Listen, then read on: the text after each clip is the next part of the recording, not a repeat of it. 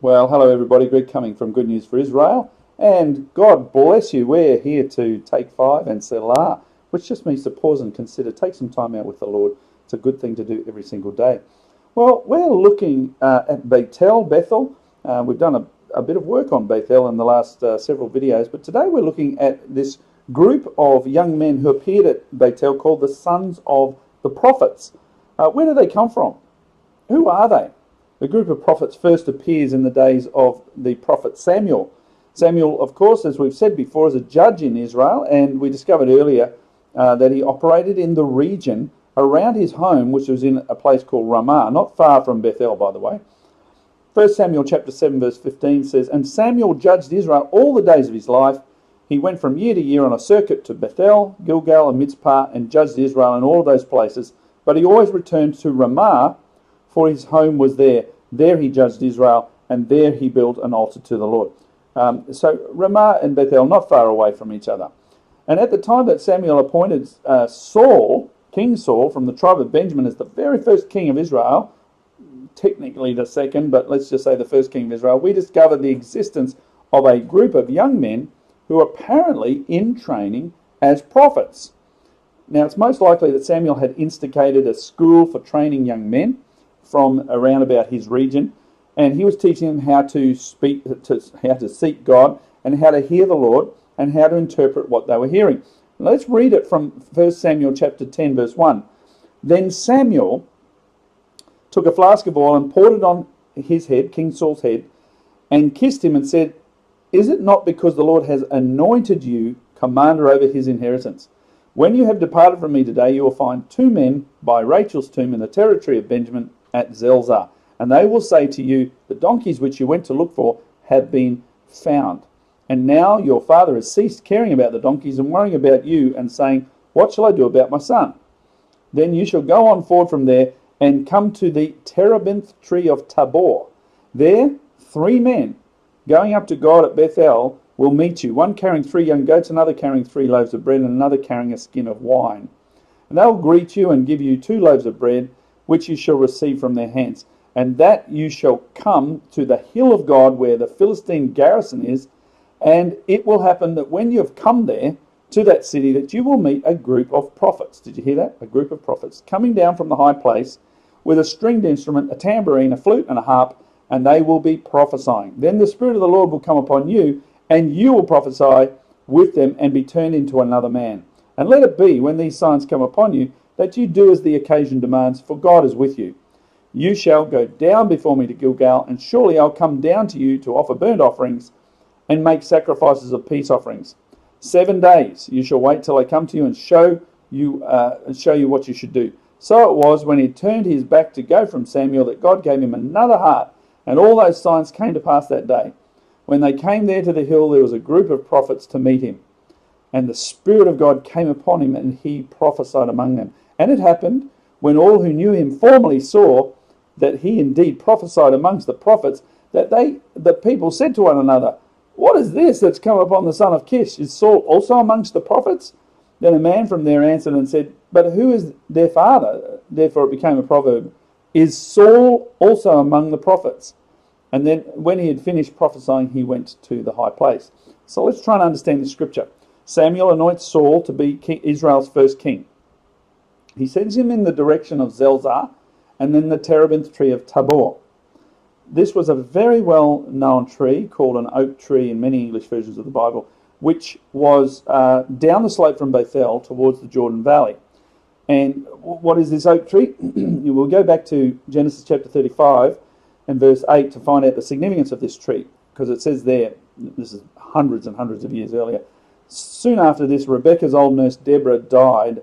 She was buried beneath the oak tree in the valley below Bethel. Ever since, the tree has been called Alon Bahut, which means oak of weeping.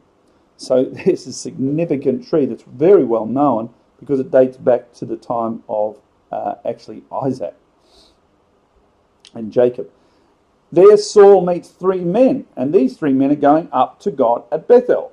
Why is God up the hill at Bethel? Because that's the famous place where God appears to people. That's where Abram stopped and built an altar and called on the name of the Lord. And that's where Jacob had a vision of an open heaven and a stairway with angels ascending and descending. He put up a memorial stone there, and he also built an altar.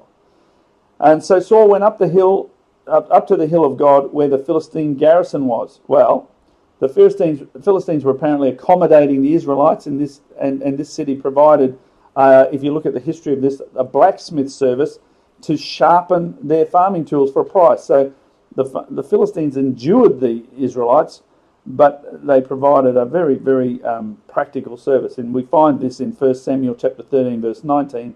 Now there was no blacksmith to be found throughout all the land of Israel. Can you believe that?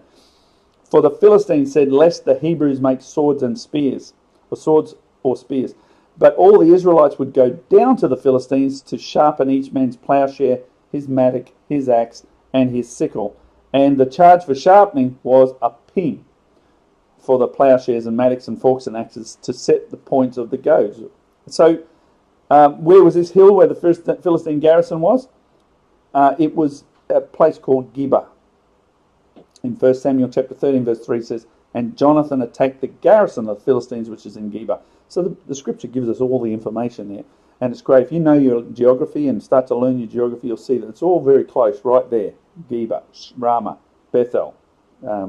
So when Saul comes to the city of Geba, which is sort of like a three-way thoroughfare, like a tri-way, linking Bethel, you go up the hill from Geba to the northwest, and then Ramah, you go up the hill, but you're going to the southeast, and then of course Jericho in the Jordan Valley, you're going down the hill to the east.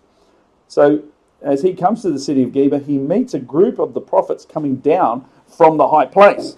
Which high place? Hard to tell, because there was a high place in Bethel, there was a high place in Ramah, and there was a high place in Geba. Regardless of where they came from, these young men with their musical instruments had just been up to the high place to worship God. Just like people do today, just probably like you do.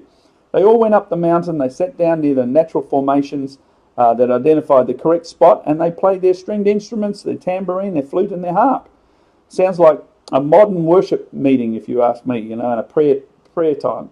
Although today we would have had a guitar and a tambourine, a flute, maybe a violin, some kind of mobile keyboard.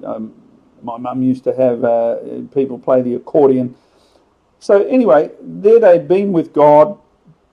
They were filled with the Spirit, these young men, and they'd been prophesying, and they'd come down the mountain, and then they met Saul, and the Spirit of the Lord came upon Saul, and he too began to prophesy with them. And he was unaccustomed to prophesying. He began to prophesy when the Spirit of the Lord came upon him. So, was this group of prophets known to Samuel? Well, yes, of course, he knew them. In fact, he was their leader. We find in 1 Samuel chapter 19 and verse 18. It says, so David fled and escaped and went to Samuel at Ramah and told him all that Saul had done to him. And he and Samuel went and stayed in Naioth. Now it was told Saul, saying, take note, David is at Naioth in Ramah. Then Saul sent messengers to take David, and when they saw the group of the prophets prophesying, and Samuel as their leader over them, the Spirit of God came upon the messengers of Saul, and they also prophesied. So from this we presume that Samuel, the resident judge and prophet, was training these young men to seek the Lord, teach them to prophesy. They were his disciples.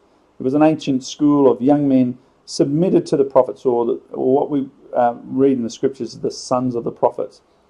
Have you ever been to Bible college? What did that look like? Did you have a classroom and a whiteboard, lots of books to study, lots of homework? We'll have a look at in the next video how the idea of a group of young trainee prophets from near Ramah, which was Samuel's home, became several groups of prophets all around the region, including Bethel. I hope this has been great for you, as it always is for me. I just love preparing these times, these lessons, and to teach people about the kingdom of God. It's just a joy for me. I hope you've enjoyed it. To Take 5 and Just Say La. Please subscribe so that you get to know when the next videos are coming out. And in the meantime, I pray that you have a fantastic day. The Lord bless you, and bye for now.